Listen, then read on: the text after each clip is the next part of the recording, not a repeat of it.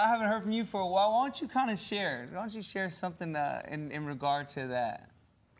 You know, I was sitting here thinking, Sam, you know, we're talking about second chances. And I was listening to the song Amazing Grace. And it is truly amazing, the grace of God, his undeserved favor. I was reflecting back when I wrote this book. It's really about the grace of God. It's about a father like no one ever has had. I mean, this is God is such a wonderful father. I never knew what a father was. I grew up in a dysfunctional family, alcoholism, so forth. When boys, young men are born into families with a good father figure, God-fearing, they teach them. They tend to come up well adjusted and mature and prepared for life. When they don't have that opportunity, we don't get to choose. We don't get to pick our parents. But God can get us through it. He can deliver us, and He can change things. And he did that for me. But I wanted to just share real quickly a couple of real quick stories. When I was a kid, I have a brother, one of my brothers' name's Forrest, and him and I were only a couple years apart. And we used to play a game, and it was Tom and Jerry, the cat and the mouse. And we grew up in this mountainous area. And one day I was chasing him. I was playing Tom, the cat. He was Jerry, and he was running through these trees, and I was chasing him hot on his heel. And all of a sudden he grabbed a limb of a tree, kind of swung around that tree and went back the other way. But I didn't quite stop fast enough, and I didn't see that there was about a 40-foot cliff right there. And I went right off that cliff. Head over heels, bashed my head open. I was a bloody mess, needless to say, at the bottom. But I landed feet first, got up and walked away from it. Wow. And then just a countless numbers of incidences in my youth before I ever even got into the Marine Corps. But I will say, when I was about 9 or 10 years old, I accepted Christ to the best of my knowledge, ability. At that time, I didn't really have a good grip on the grace of God and the Christianity, but I meant the words. I heard a message from the pastor, and I responded to that. And I went up to the front of that church and got down on my knees, and I asked Christ to come into my heart. And then when I went into the Marine Corps in Vietnam, I got away from God. Matter of fact, one day I took the Bible and threw it in a garbage can. I didn't want any more to do with it. I was like getting rid of my toys. You know, I went on into the Marine Corps and departed from God and Christian faith. And one day I was coming back from Liberty, base Liberty. I had a buddy with me in my car, and we'd both been out drinking heavy in L.A., and I had a bad car wreck. And I'm not serving the Lord. I've been in the Marines. I've been to Vietnam. Car was flipping end over end. Wow. And being from a passed out, drunken state, one word came out of my mouth real loud. And that word was Jesus. Wow. Saved me. The car was totally destroyed.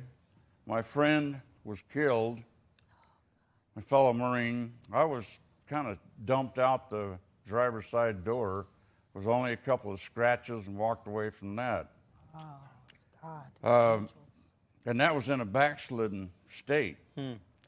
Amazing grace of God. Amen. God doesn't stop loving us. Come on. I was sitting in San Quentin prison coming up to the parole board, and I had about 2 years in, and I had this terrible record, and I was going before them, and I was expecting to probably do 8 years or 10 years. I said a prayer, and I heard the voice of God speak to me, not out loud, but in the spirit, and I knew what he was telling me, that I'm going to set you free. Amen. I'm going to give you some grace. I'm going to open the door. And sure enough, when I went to the parole board, I was granted parole. First time, 6 months later, I was on work release. Wow. And just amazing grace. And while I was in that prison, I'll end this, I'll cut this short. I got a job working in the bakery. Of all people, the baking instructor, unknown to me, had been my former Sunday school teacher, who I hadn't seen for many years. Manny Signs. I love that guy. He had been a mentor to me. You know, he'd been like a father to me. And here I hadn't seen him. I go, I'm in the Marines. I get out. I get in trouble, end up in prison. Who would I run into?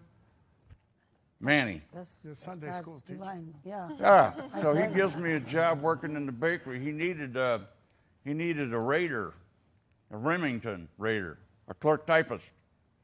So I got that job, but I was the only white guy in the bakery. Right on. And all bakery crew were different race, different nationality, and they decided that they didn't like me being in that position. So one day, Manuel started to go out the big iron door, and just as he got out ready to go through the door, the Lord spoke to him just like he had spoken to me. He says, Manny, if you go through that door, your crew are going to kill your clerk, me. Yeah. He stopped. He was a pastor of the church, assistant pastor of the church. He says, Lord, what do I do? And the Lord told him, spoke to him. This is all in my book, by the way, and a lot of other stories, a lot of escapes from death. He backed up, he locked the door back up, and he called all of his crew together. And, of course, I'm in the office. I can't see none of this going on. I don't know nothing about it. And he says, gentlemen, you know who I am. You know I'm a pastor. You know I serve Jesus. Si, senor. And they all told him. Oops, I gave that one away. Okay, well, it doesn't matter. The thing is,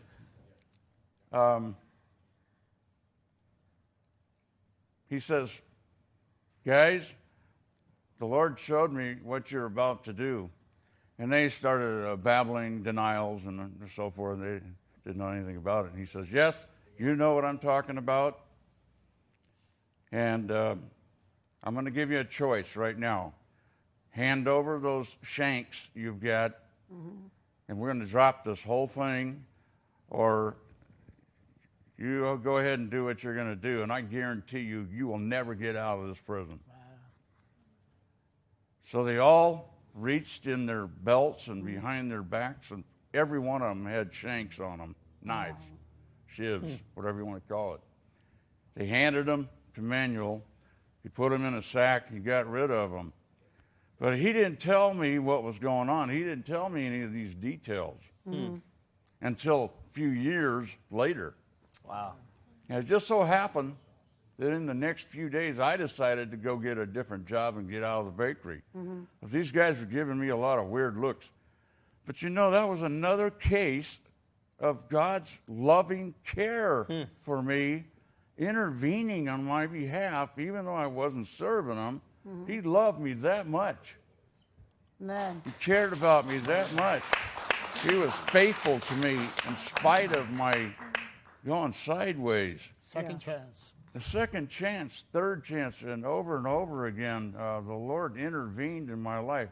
Motorcycle wrecks, you name it. Amen. How much Amen. more time? I He's have? a God of a second chance. He's a God of a second chance. Just kept delivering me from one thing after another. You know what?